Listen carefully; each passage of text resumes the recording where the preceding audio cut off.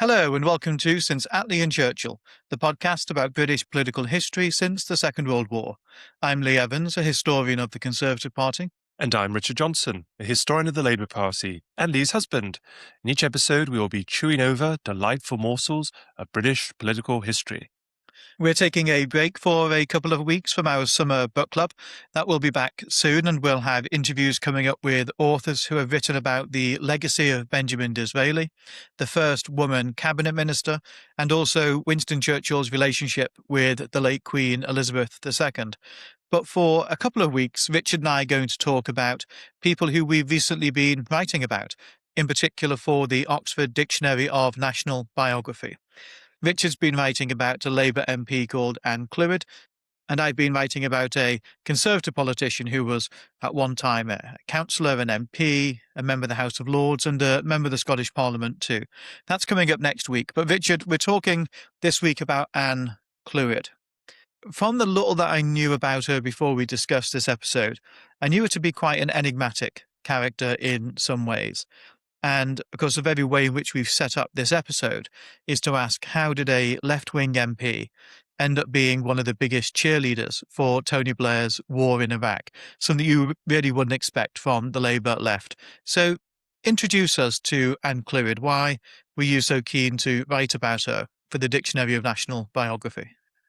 So when you get asked by Oxford University Press to write an entry to the DNB, sometimes you're given a list of, it's a rather grim list of people who have died recently, and asked if there's anyone on the list that you might be particularly inclined to write about.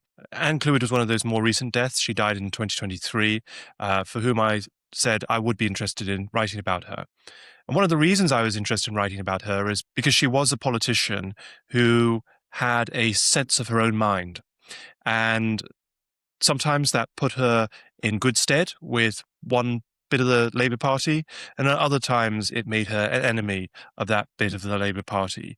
She herself described herself as having an independent streak. She was someone who would be prepared to rebel against Labour policy, and she did so on various occasions, whether that was on defence spending and nuclear weapons or welfare benefits. And as a result of her behaviour, she occasionally got herself sacked from the Labour front bench for doing so.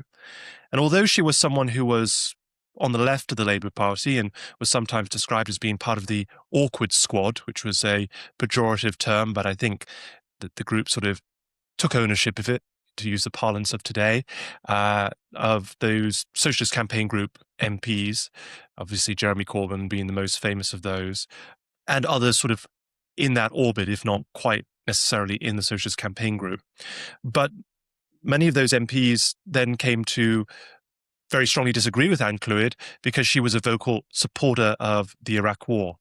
She was also a very proud Welsh woman, as we'll come on to in a moment.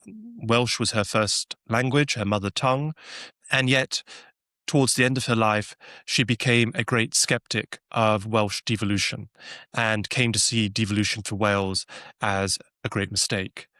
She also, for me, I like politicians where there's a bit of colour and a bit of eccentricity about them as well. And there was certainly that with Anne Clwyd.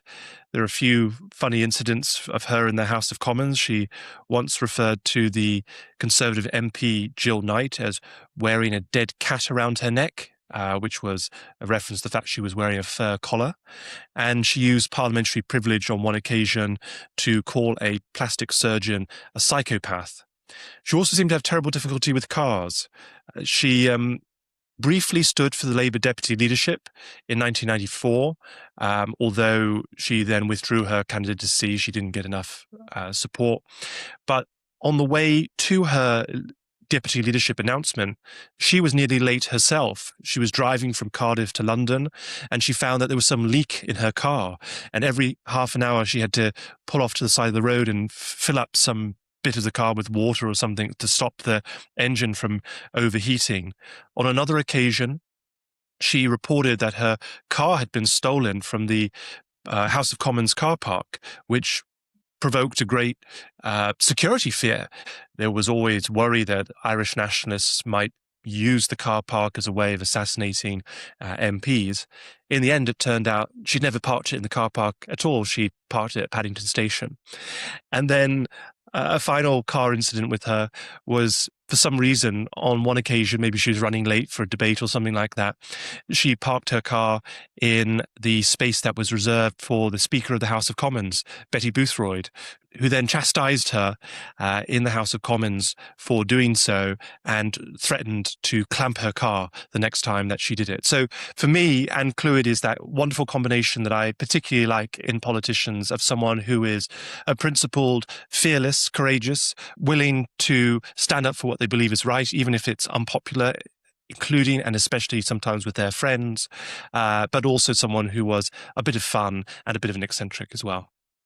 Okay, let's leave her dodgy relationship with car parks and go back to the very beginning of her life. And I think when thinking about Anne Clwyd and her identity really as a person and a politician, what I found quite interesting about her is that she's Welsh. I mean, you can tell from the name, and you've also said that she is a Welsh figure.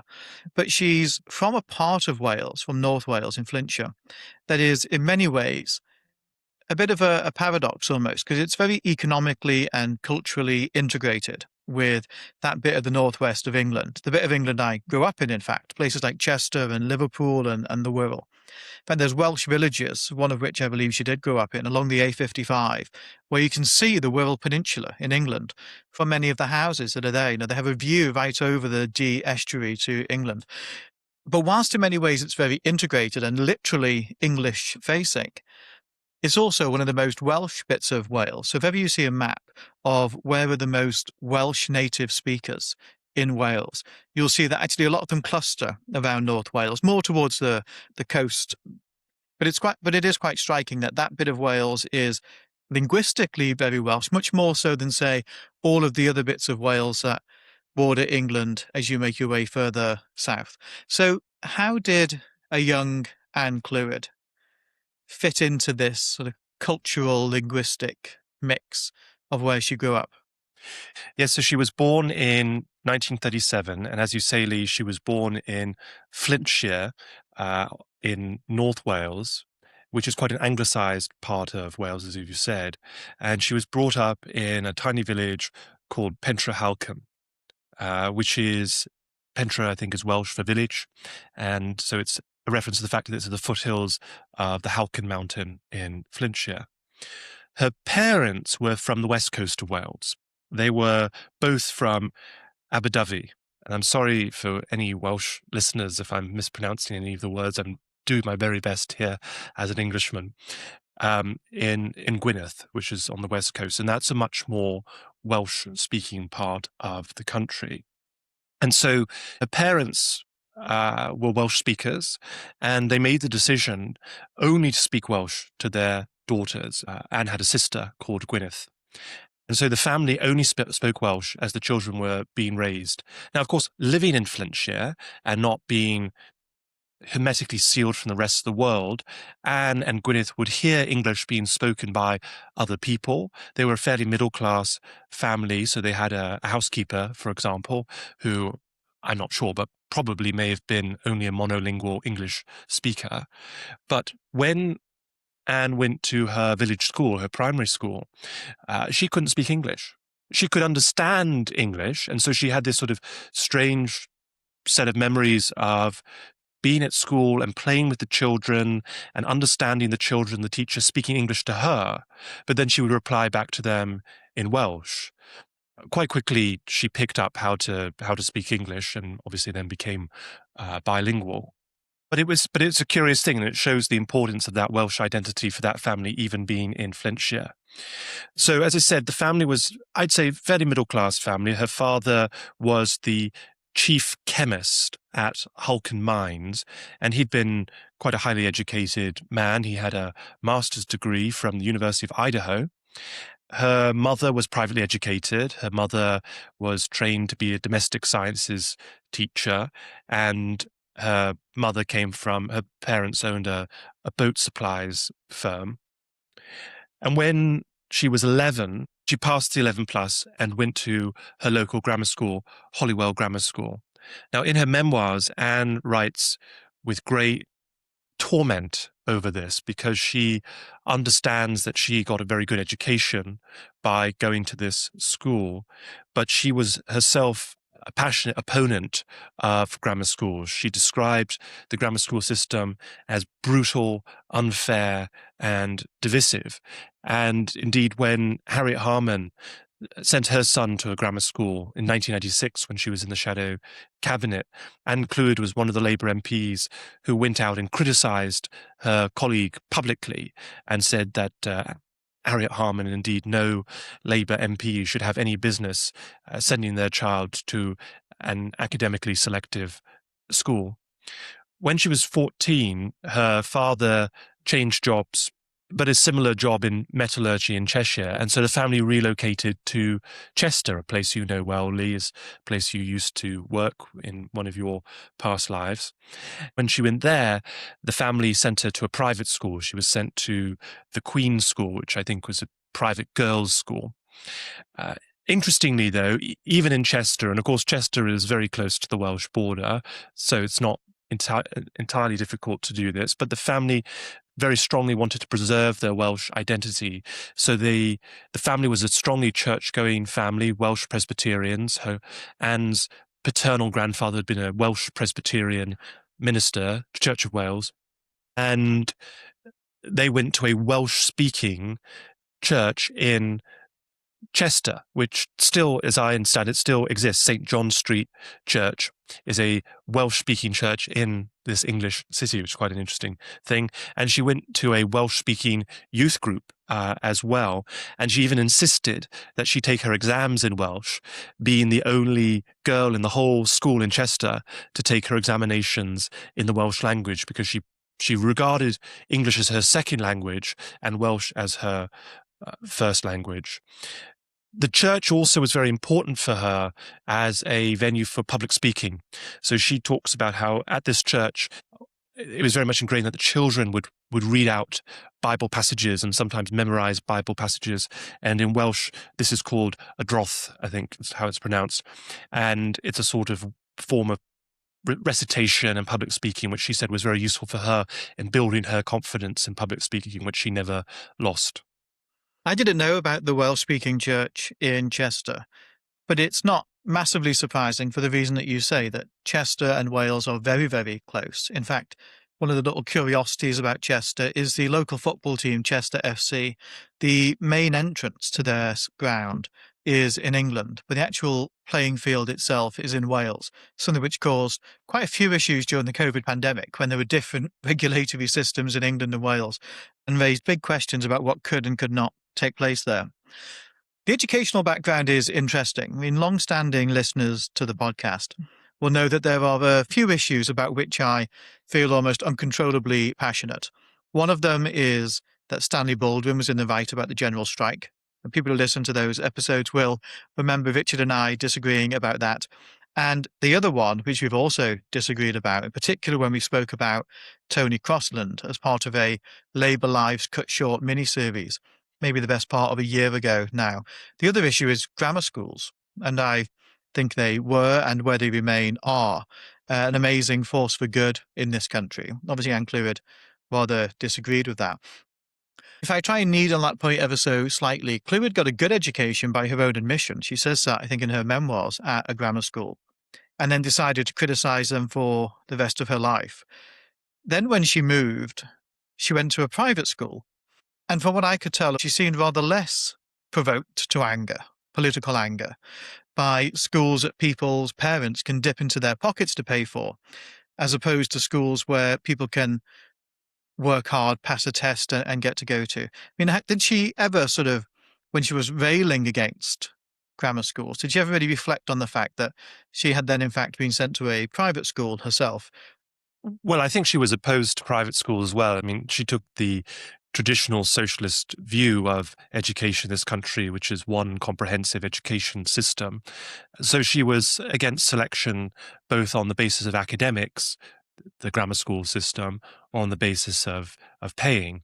Of course, in her case, she went to both an academically selective grammar school and a fee-paying school, but that was a decision that her parents took. She never had children. She said in an interview once that that was a conscious decision for career purposes, not to have children. So we can't really hold her to the standard of what she would have done with her own children. But she was happy to criticize other people for the decisions they made about their children. Well, we'll have to park my long-standing fury at the generation of politicians who benefited from outstanding grammar school educations and then took that away from the children who came after them. But let's come on to politics then, as that was, of course, the great vocation of her life. When did it first seem as if she was on course for a career in politics? Well, it was quite a slow burn. So she didn't come from a political family. She said she actually never asked her father, for example, how he voted. She thought possibly liberal, but it never came up. For herself, she didn't have especially developed political views as a teenager or young person. Or really, her overriding political view, I suppose, was that she believed strongly in her Welsh identity. So when she went to Chester at the Queen's School, there was a mock election, I think, for the 1955 general election, and she stood as a Plaid Cymru candidate. For those listeners, international listeners, Plaid Cymru is the Welsh nationalist separatist party, and of course it doesn't stand in England by definition, but she stood in this English school for Plaid Cymru and actually won the mock election. When she left school, she went back to Wales to study biblical studies in Welsh at Bangor University.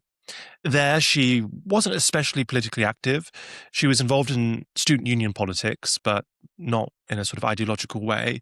She says she did go and campaign in the 1957 Carmarthen by-election, which is where Megan Lloyd George, the daughter of David Lloyd George, stood and won for the Labour Party. She was a Labour candidate. But Anne Clwyd campaigned against Megan Lloyd George and campaigned for the Plaid Cymru candidate, so she still saw herself as Plaid. In her second year of university, she was kicked out because she'd failed her exams. She said she just really couldn't get she just couldn't get her head around New Testament Greek and found it all very boring. So she failed out of her exams and they told her not to come back. She returned to Chester to live with her parents with her tail between her legs.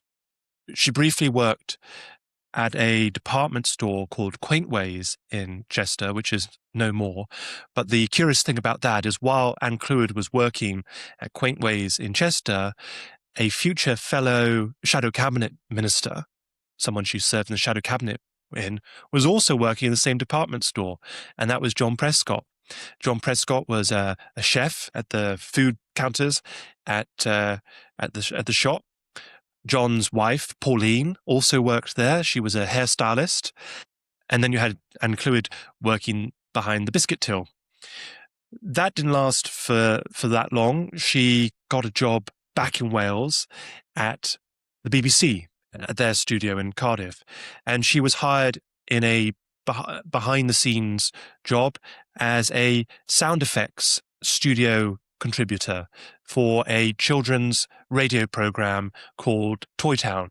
So she would have to do things like brush sandpaper against a rough board and to make the sort of sound of maybe steam coming out of a steam engine, and then putting rollerblades over a bit of tin to make it sound like that's going over the tracks.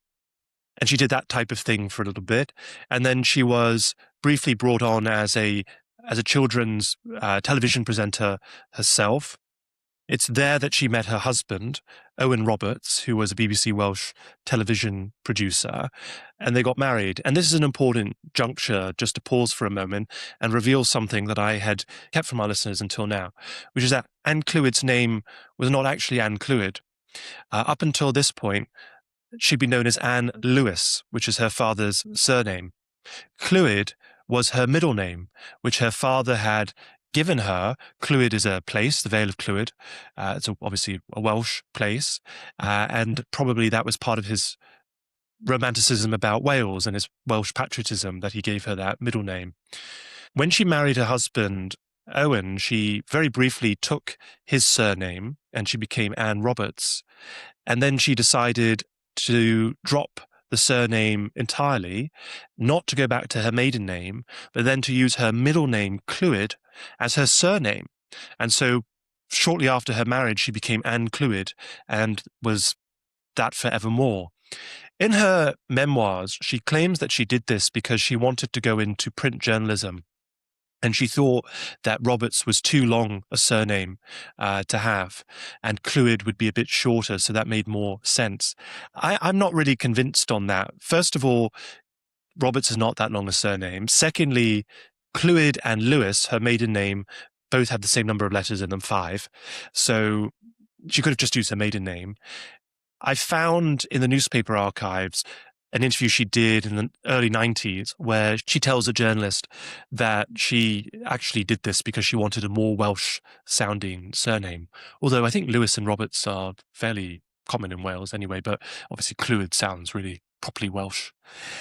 It's something we've occasionally talked about in the podcast as well, this phenomenon of politicians who don't go by what is, in a traditional sense, their name. What's their first name or Christian name and what's their surname. We've spoken previously about prime ministers who have done that. So James Gordon Brown, James Harold Wilson, James Ramsay MacDonald, Leonard James Callaghan. And on the Tory side as well, people like Boris Johnson, famously as Alexander, somebody like Enoch Powell, his first name is actually John. I do sometimes wonder, and it's just sheer speculation, because part of politics and part of being in politics is to create a certain image of yourself and a certain impression of who you are, and also a brand, if we want to use that slightly corporate term about it. If there has always been, or quite often been, this sense of curating yourself into a politician and using a new name or a slightly different name or a part of your name that you've chosen to highlight in doing that, I suspect that is part of what went on here. And of course, there seems to be a fact what she's saying by saying she wanted it to sound more Welsh. It sounds unmistakably Welsh. Once she marries Owen, she's more financially secure, and so she decides to leave the BBC and become partly a freelance journalist, but also Anne Clwyd had a love of fashion and decided that she wanted to set up her own fashion shop. So she set up a fashion shop in the Pontcanna area in Cardiff, a sort of arty, fashionable area, and she called her shop Anne. Now, obviously, her name is Anne, but the other reason she called it Anne, it was AN-AN, which was the name of the panda that lived in the Moscow Zoo. And Anne had gained some fame at that time because Chi-Chi, who was the panda who lived in London Zoo, was sent over to Moscow in the 1960s to breed. And unfortunately, Chi-Chi did not like Anne, and Chi-Chi would hide from Anne, so Chi-Chi and Anne never bred. But Anne had gained some celebrity, so she thought she'd call her shop Anne in homage to this Soviet panda. Unfortunately, it turned out she wasn't very good at running a business. She found it quite boring. She was regularly robbed. The shop operated on 2 levels, and she'd be on the top floor, leaving all of her stock exposed on the ground floor, and people would just come in and nick the clothes on the ground floor. And so that all kind of fell by the wayside. Her journalistic career did take off, though. She became Welsh correspondent for The Guardian, and she was Welsh correspondent for The Guardian for the second half of the 1960s, right up until she gets elected for the first time to the European Parliament in 1979. Lee, you asked about politics, and so far I've only mentioned these sort of eccentric forays into Plaid Cymru. Anne claims that she joined the Labour Party in 1968 as part of her journalism, so she was doing a lot of work on the conditions of the Welsh miners and travelling around Wales and witnessing a lot of the industrial strife that was going on, and also some of the poor conditions that working class Welsh families had to endure. But she also understood and could see that their conditions were being, to a certain extent, ameliorated and improved by the policies of the Labour government, as she saw it. And so, according to her telling, in 1968, it's because of her interaction with Welsh miners through her journalism that she decides to join the Labour Party. I should say her husband had been a Labour member already by this point. He'd gone to Oxford University and had been active in the Oxford University Labour Club. So there may have been some influence from him, although Anne doesn't say that he had any influence on her. And I should probably acknowledge that, given she was a good feminist, I wouldn't wish to suggest that she adopted her politics from her husband. I'm sure she would rebuke me very strongly for any insinuation in that regard. The 1960s is an interesting time, I think, for Labour in Wales, and also particularly for nationalism in Wales and Plaid Cymru in particular. So if you go back to the 1966 general election, Plaid Cymru doesn't elect a single MP in Wales. But very shortly afterwards in Carmarthen, there's a by-election in which Plaid gets its first MP ever, Gwynfor Evans. No relation, obviously. I mean, although Evans, of course, is a very popular name in and around Wales. But he becomes Plaid's first ever MP. And there was some excitement, I think, in the mid-late 1960s in Wales about whether or not this would be a great breakthrough for Plaid and for Welsh nationalism. But it ended up not being the case. And by 1970, he loses his seat. And once again, there's no Plaid representation in the House of Commons. So if she's ambitious to get into politics, joining Labour, if she did have still some residual Welsh nationalism or affinity to Plaid, joining Labour was a pretty sensible thing to do, because Labour was the party in Wales that was just rich with opportunity for an aspiring politician. You know, there's a new book just come out that I've not read actually yet, called One Party State by Martin Shipton, which is all about the history of the Labour Party in Wales. I'm looking forward to reading it. And the name of that book, of course, gives away just what Labour dominance was in large parts of Wales. So how does she go about trying to get herself elected? As soon as she joins the Labour Party, she starts looking to become an MP. And I have to say, I'm rather suspicious of people like that. I have come across them on occasion in the Labour Party. There was one particular person who I met who joined the Labour Party, said, I think at the first gathering that we attended for new members, that she wanted to be a Labour MP. She did become a Labour MP within a matter of years, 3-4 years of that gathering, and then went to prison. So you've got to be careful with people like that.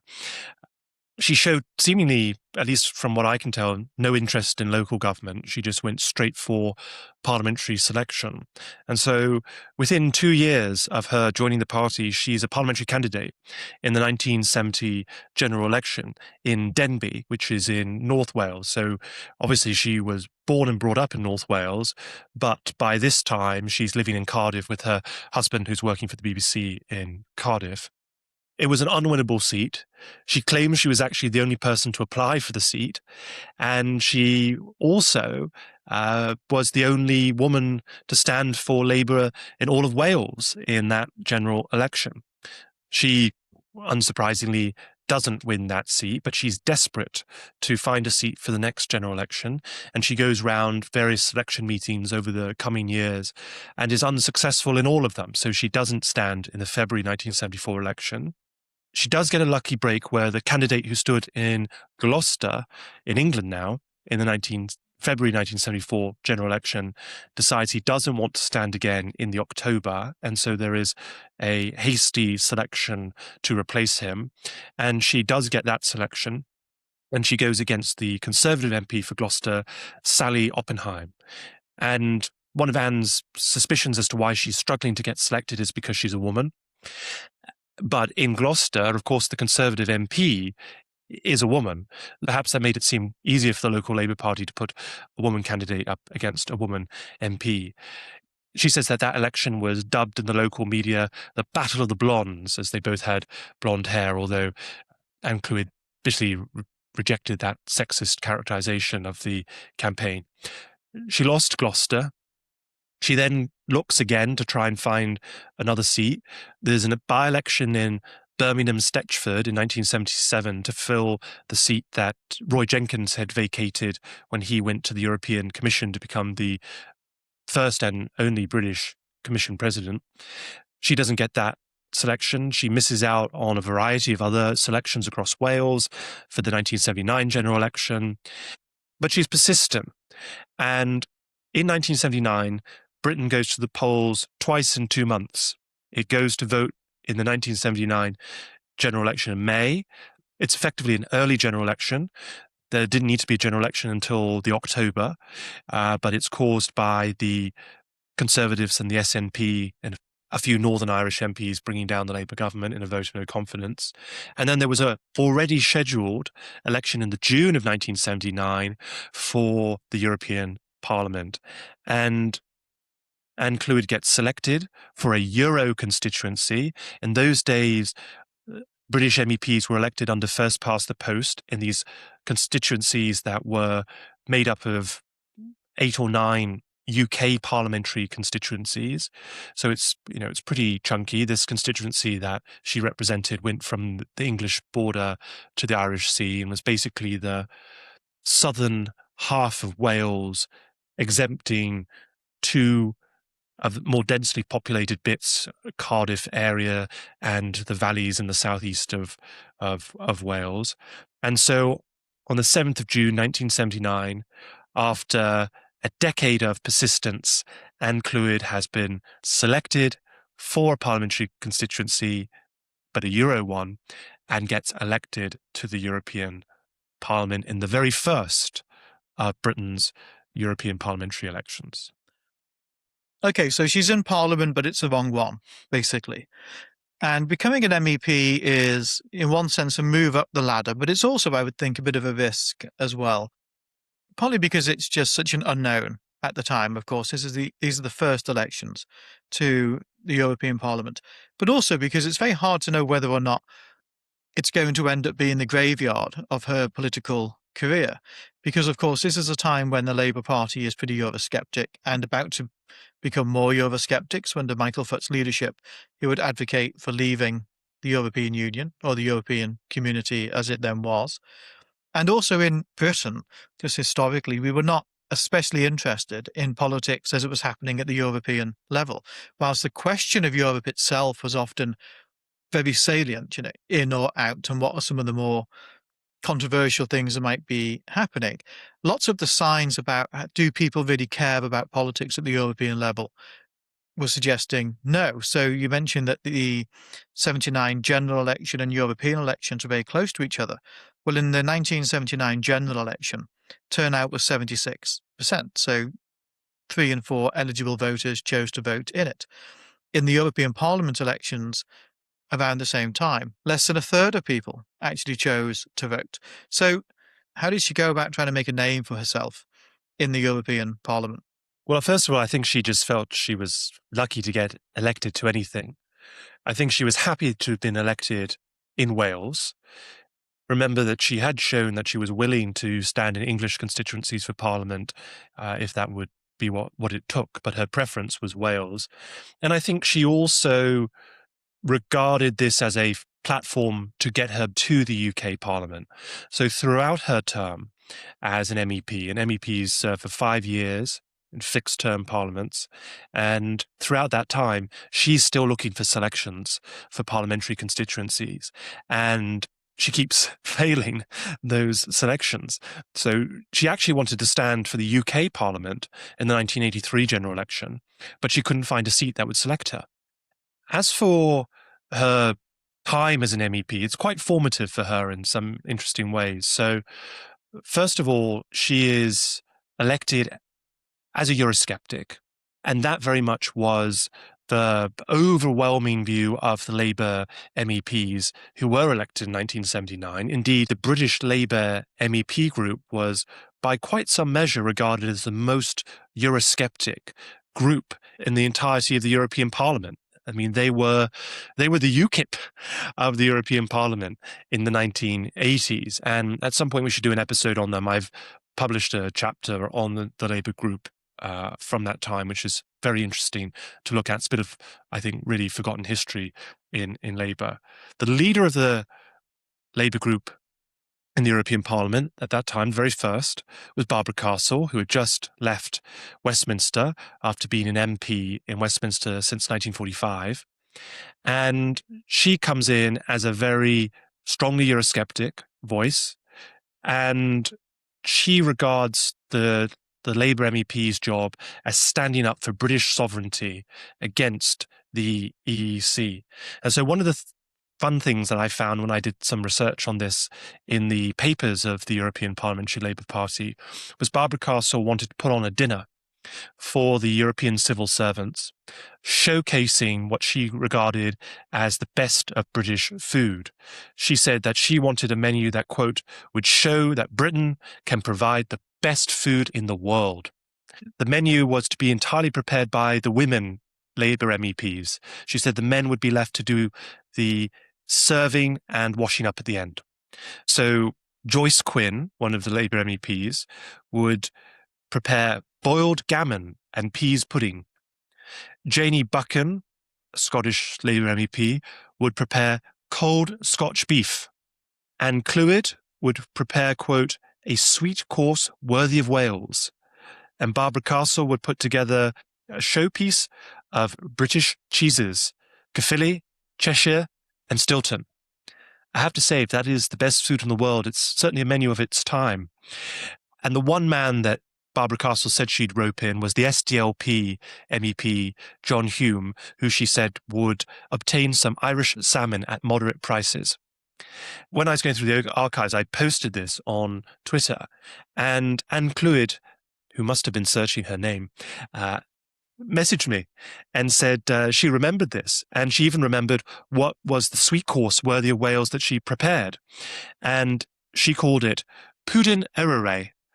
I hope I'm pronouncing that correctly. I'm probably not. Or in English, we call it Snowdon pudding, which is a traditional Welsh steamed suet pudding made with lemons, marmalade, and raisins, and was traditionally served to hungry hikers at the foot of Mount Snowdon. She actually offered me the recipe on request, and I never asked for it, and I really regret that. I wish I'd asked her for her recipe. Anyway, in spite of this seemingly quite jolly time, Castle and Clwyd did not get on. Clwyd described Castle as virulently anti-European, whereas Clwyd, over her 5 years in the European Parliament, became more converted, really, to the European cause. She saw the EEC as an institution that she could use to get around the worst excesses of Thatcherism and basically to defy British government policies by using European policy as getting more of what she wanted against what the British government wanted. She also claimed that Barbara Castle would get tired and emotional, that she was imperious, that she bossed the MEPs around, particularly the women, and that she would occasionally get a bit drunk and a bit aggressive. And Clwyd claimed that on one occasion, she and Barbara Castle had a row at a restaurant in Strasbourg, and Barbara Castle was so furious she threw her fur coat at Anne Clwyd and stormed off, although subsequently Barbara Castle claimed that she never owned a fur coat, so that was a lie. But then Anne Clwyd said, well, it was probably fake fur. Dare I say that if she had only ever been an MEP, she would not be in the DNB, the Dictionary of National Biography, perhaps not, and would probably not be talking about her now. So how does she then make that transition from European Parliament to Westminster? So as I said, she was constantly looking for a seat, and also she was finding her position as a MEP itself quite precarious. In the 1984 European elections, several Labour MEPs were deselected because they were deemed to have gone native and had become pro-European while in the European Parliament. One of those MEPs was Derek Enright, for example, who was an MEP who was pro-European and deselected for his pro-Europeanism. So the clock was ticking on her, and she missed her chance in 1983.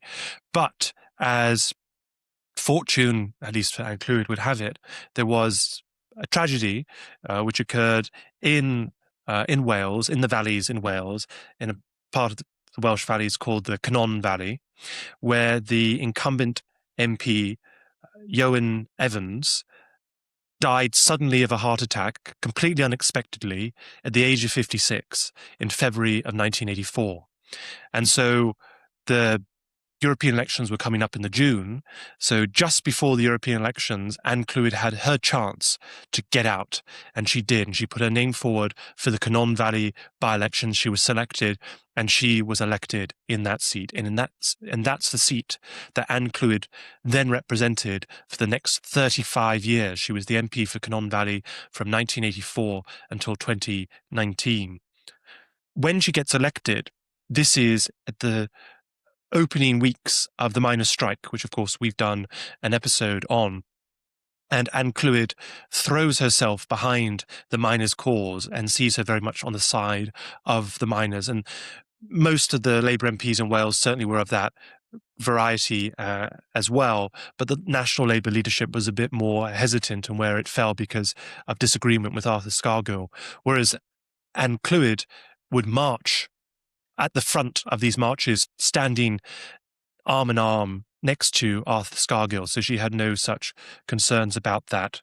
When she was first elected, the MPs in those days didn't get their own offices unless you were very important, so the backbenchers were put together and had to share, and so she was put together with a newly elected backbencher from the 83 general election, a chap called Jeremy Corbyn. And actually, Claire Short as well shared this leaky office in Parliament. And during the miners' strike, Jeremy Corbyn was very much on the side of the miners and said to Anne, "I'd love to show my solidarity and support." So Jeremy Corbyn organised a coachload of Labour members from Islington North to go across from London to the Cynon Valley to show their help and support for the miners' welfare during the miners' strike. And Jeremy Corbyn still fondly remembers his visit to Cynon Valley during the miners' strike and showing support. I mean, I do sometimes wonder if there would have been a little bit of a clash of cultures between the Islington North Labour Party and Cynon Valley National Union of Miners members, but who's to say? A decade later, in 1994, the Major government, the John Major government, was closing down further mines. And one of the mines in Clwyd's constituency, the Tower Colliery, was identified for closure. And this was the oldest mine, not just in Wales, not just in Britain, but it was believed to be the oldest still operable mine in the whole world. And the Major government, in disgraceful fashion, slated it for closure. Well, Clwyd wanted to show her solidarity with the miners, and so she staged a sit-in where she went down the mine shaft and sat in the mine, in the pit, and said she wasn't coming out until the Major government changed its mind on the closure. Well, after 27 hours, although one of her obituaries said 27 days, but it was 27 hours. I think she'd be dead if she was there 27 days. She said surviving just on water and Mars bars. She was alerted that there had been a shift and the government was willing to meet with her to discuss the future of the mine. And she met with the Secretary of State for Wales, John Redwood, who was overseeing these closures as they pertain to Wales. And she and Redwood came to an agreement, which was that the workers at the mine were all being given redundancy packages as by being made redundant in the mine. And the workers said they were willing to use their redundancy pay to pool it together and to buy the mine, and to each of them become part owners in a workers' cooperative and run the Tower Colliery as a workers' cooperative. And actually, John Redwood, to his credit, was very receptive to this. And these miners did just that. And the Tower Colliery continued to operate until something like 2008 as a workers' cooperative. So it was a great achievement. I think Clwyd regards it as perhaps the greatest achievement of her political career. You said at the outset of the episode that she was on the left of the Labour Party, and she gets into Parliament, the Westminster Parliament, at a time really of some transition, I would say. This is more your area than mine, but of course Labour's had Michael Foot, a leader from the left, not the hard left or the Bennite left, but certainly a leader on the left of the party. And then Neil Kinnock, a protege of Michael Foot, takes over shortly afterwards, and she would get elected to Parliament when Kinnock was the leader. And a Welsh Labour MP, of course. Of course. Then during his time as leader, Labour really goes on a journey, as you might say now. Its positions, its policies, its views, the way it presents and styles itself really begins to change. Where does she fit into the changing Labour Party of the 1980s? Well, she's on the left, but she's not on, I suppose, the furthest left of the party. So she's open to some of Kinnock's modernisation, but not all of it. And I'll give you an example of that in a second. So in those days, the shadow cabinet in Labour was elected. So the way it worked is that all of the Labour MPs got to vote on a list of MPs who they thought should be in the shadow cabinet, and then the leader would decide what roles the winners of the shadow cabinet elections got. It's a rather curious device, and it was removed by Ed Miliband when he was Labour leader, and I think probably correctly. I think it's a rather strange system. So she gets elected to the shadow cabinet in 1987. Within a few months, she's sacked because she was a member of the Campaign for Nuclear Disarmament, CND, and she refused to even abstain on funding for Trident nuclear missiles. She felt she had to vote against them. And so she voted against them, and then Neil Kinnock sacked her, which he was allowed to do.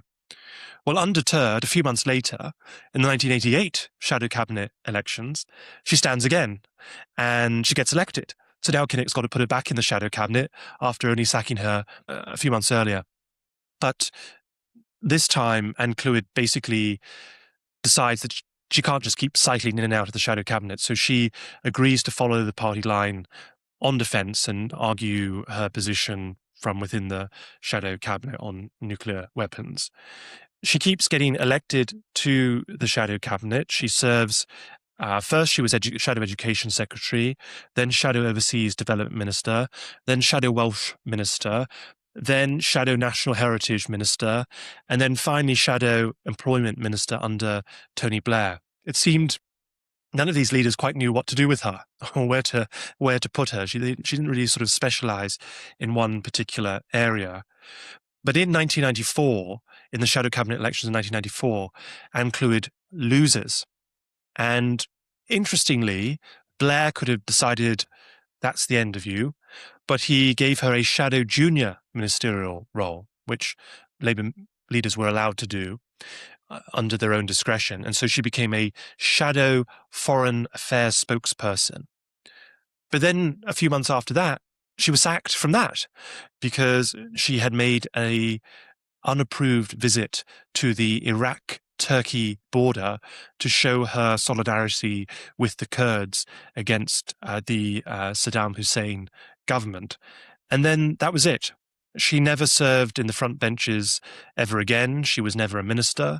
I think she wanted to be particularly international development secretary, but she was just a bit too rebellious, really, to be a steady frontbencher. Well, let's carry on that train of thought then about the changing nature of the Labour Party into the 80s, into the 90s, and then the 2000s. Minus the issue of Iraq, a visit to which, curiously, she got sacked for and we'll come back to in a moment. What does she make of Blair and of New Labour as an experiment in the Labour Party? Well, Clwyd always said she joined the Labour Party. She was a Labour MP. She wasn't a New Labour Party member. She wasn't a New Labour MP. She was Labour, not New Labour. And it is pretty just worth saying, that might sound now as if it's kind of splitting hairs or quite trivial, but there was a time when Labour's branding under Tony Blair and under Gordon Brown as well was basically New Labour. Everything said New Labour. It wasn't just like a gimmicky thing that was occasionally dropped into a speech. It was very much how the party sought to brand itself. That was then dropped under Ed Miliband. So I think to say under Tony Blair that you're not a New Labour MP or a Labour MP basically is also an act of rebellion. That's right. And I can remember when I joined the party in 2009, it was still the New Labour era, and the website, when you go up to join the party on the website, it was new.labour.org.uk. And so the new dot bit was, as you said, Lee, correctly, dropped by Ed Miliband when he became Labour leader. And In the first few months of the Labour government, Anne Clwyd is already rebelling against the government and speaking out against it. So one famous example of this is when the Blair government was going to cut the benefits for single mothers. It was called the Lone Parent Payment. The minister who was in charge of cutting payments to single mothers was Harriet Harman. And in a debate in the House of Commons, Anne Clwyd challenged Harriet Harman and said, "What would my right honourable friend say to the people in my constituency where there are 1,500 lone parents, but only 200 jobs advertised at the job centre? Where are the jobs to come from?"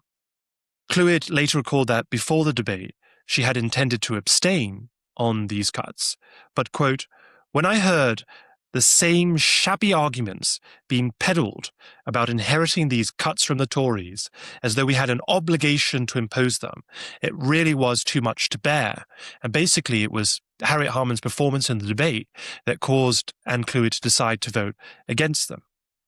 She said it was nonsense that Labour had to cut benefits because of the record of the previous government. She said, quote, "If you inherit a mangy brown leatherette sofa from your old aunt, you certainly have no obligation to take it into your home, and neither have we."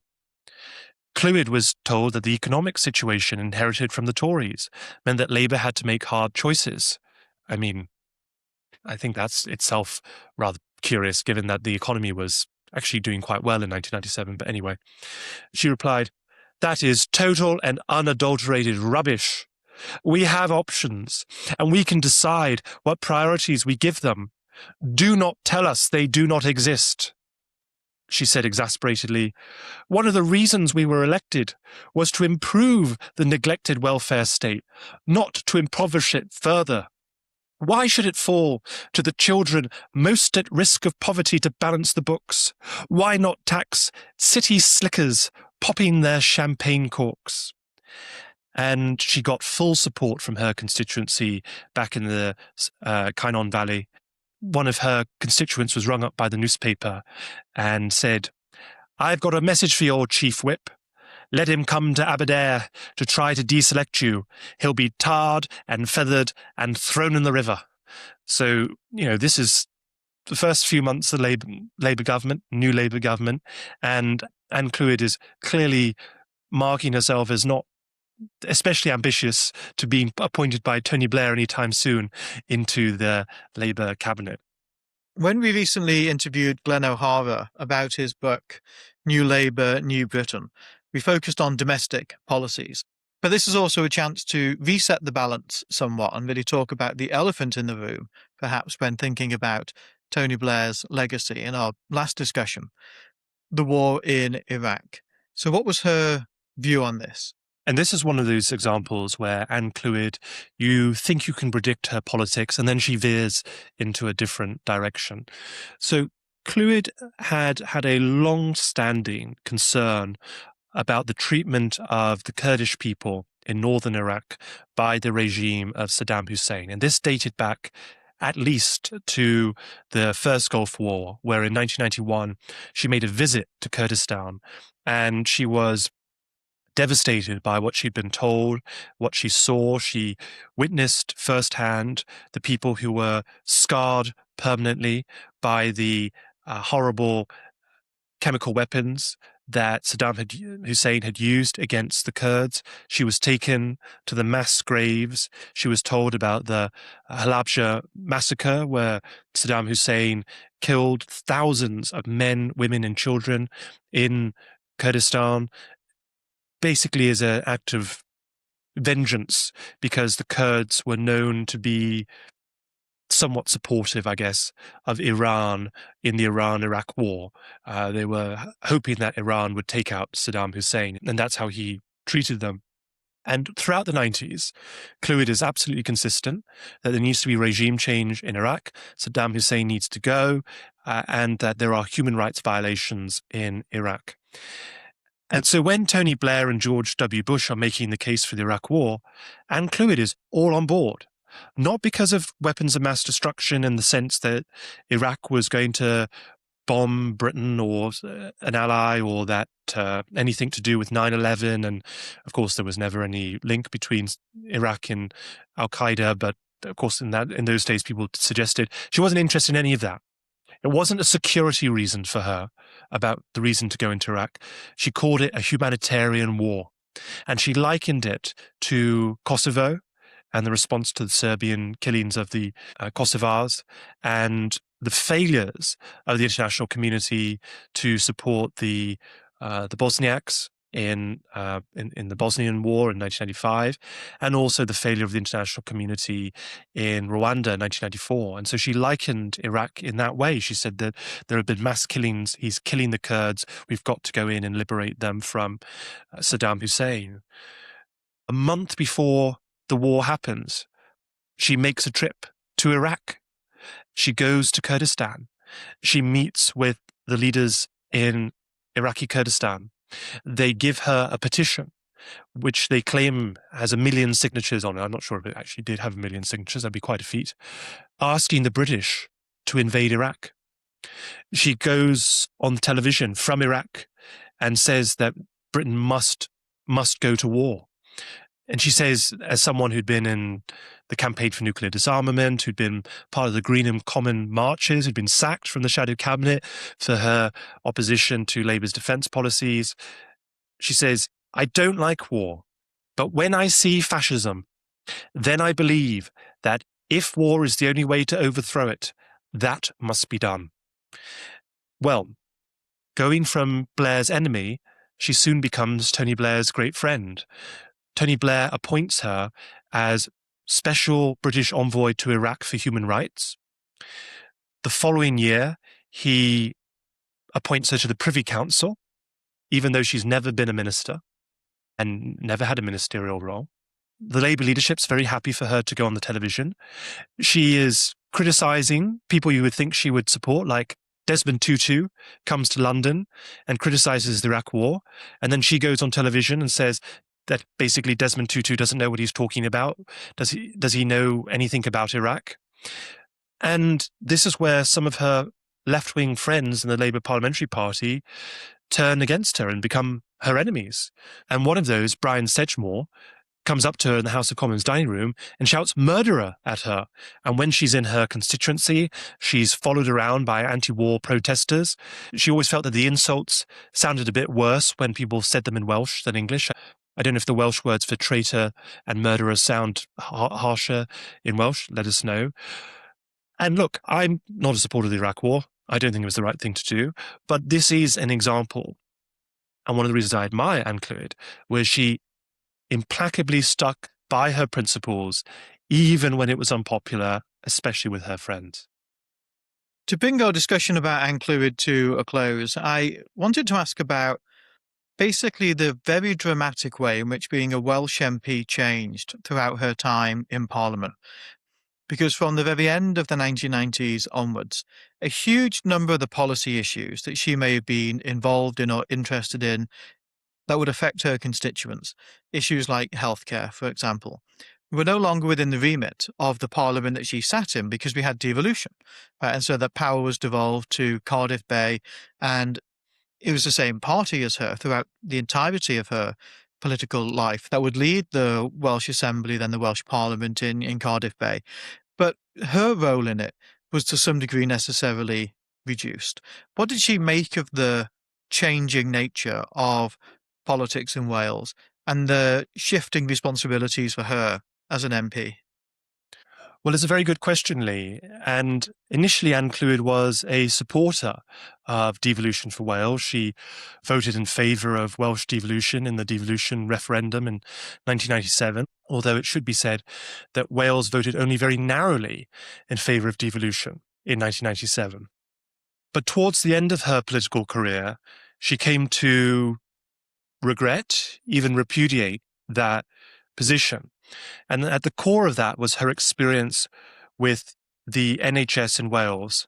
One of the policy areas that became devolved was healthcare. And so although it's called the National Health Service, and I say this with regret, our National Health Service is now a segmented health service that is functionally following different policies in different parts of the United Kingdom. In 2012, Anne Clwyd's husband, Owen Roberts, was admitted to University Hospital of Wales in Cardiff with some breathing difficulties. And Roberts was a somewhat vulnerable patient, given that he had been suffering from MS for many years and had lost his mobility and so on. And Clwyd wanted to be with him, but she herself had a head cold, and the hospital advised her that she should not be in a hospital when she had a cold. So while he was there, she was ringing the hospital to try to speak to him, and they said that they didn't have the facility for her to speak to her husband directly, so that she was asking them how he was, and they just kept saying, "Oh, he's fine, he's fine." But after effectively a day, 24 hours, she was not satisfied, and she'd sent some friends in to see him, and they said he was getting worse and worse. And so she threw caution into the wind and showed up at the hospital to find her husband, in effect, dying in front of her eyes. The whole time, he'd been left on a trolley in a corridor in A&E, and a few hours after she arrived, he was dead. And so he'd been on this trolley for 27 hours and had died on this trolley. It was obviously a horrible experience, and I feel very bad for her for it. She was outraged at the poor treatment her husband received. She wanted people who were responsible for that to be held to account. She wanted to raise complaints against the hospital, and she found that at every turn she was fobbed off and treated disrespectfully and poorly, or just ignored. Being an MP, she has a platform, and so she raised this in the House of Commons with the Prime Minister, David Cameron, where she described her husband dying in what she called battery hen conditions. Cameron was very moved by this and invited Anne Clwyd on behalf of the government to undertake an investigation and produce a report on the complaint systems for the NHS across the United Kingdom.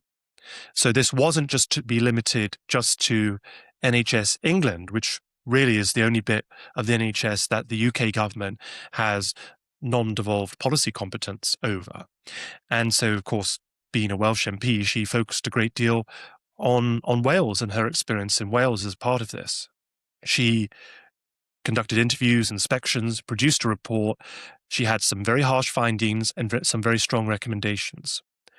Well, the Welsh Labour government in Cardiff, the devolved government of Wales, wanted to have nothing to do with this. They viewed this report as illegitimate.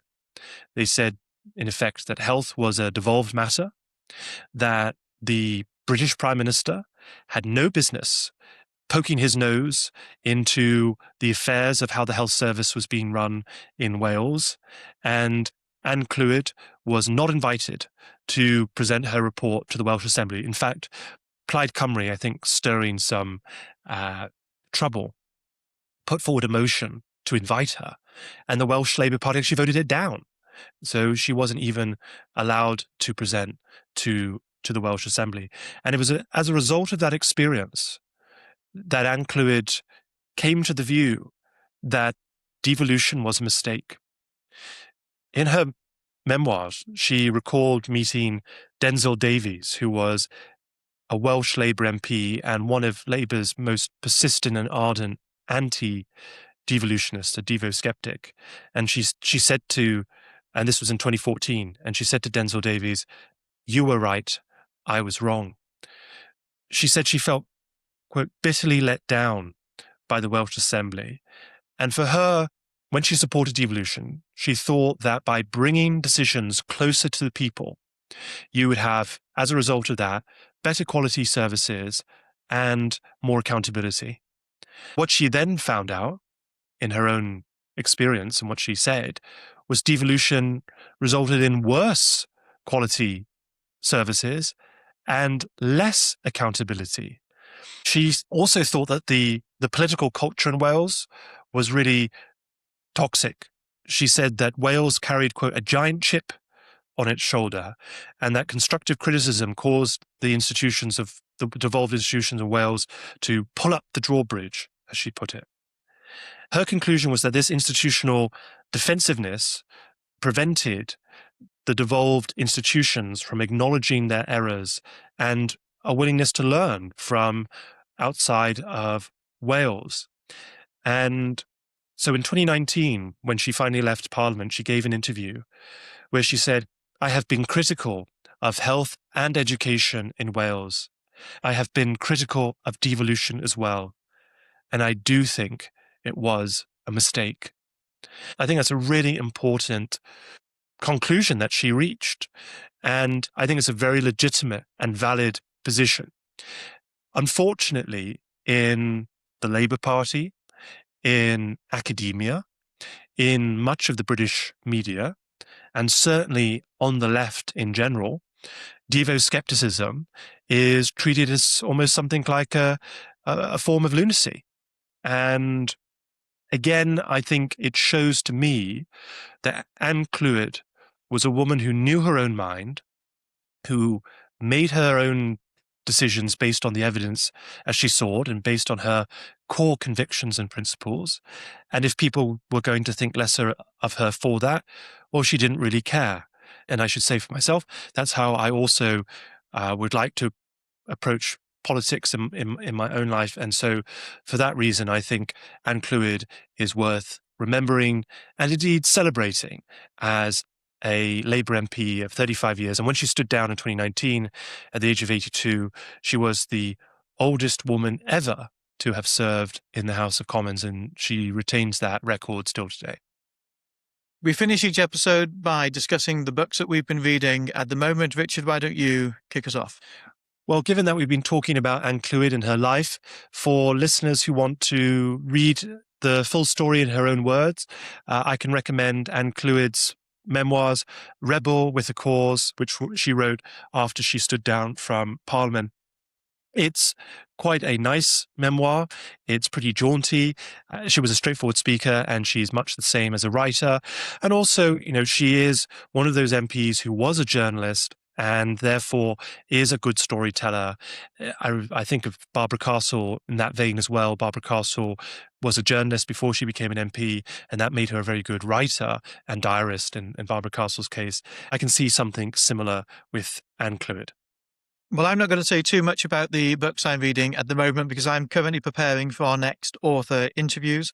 But if you want to get ahead of those and read the books that we'll be discussing with their authors, then the books are going to be The Disraeli Myth, The Making of a Conservative Tradition, which is by Emily Jones and brought out by Princeton University Press. That's a very interesting book about, and we'll talk about this when we speak to Emily, not so much Disraeli's life. In fact, Disraeli's life is barely a feature of it. It's all about how Disraeli's legacy is used, and many people would say abused, although abused in a way that's very generous towards him, in the years that follow.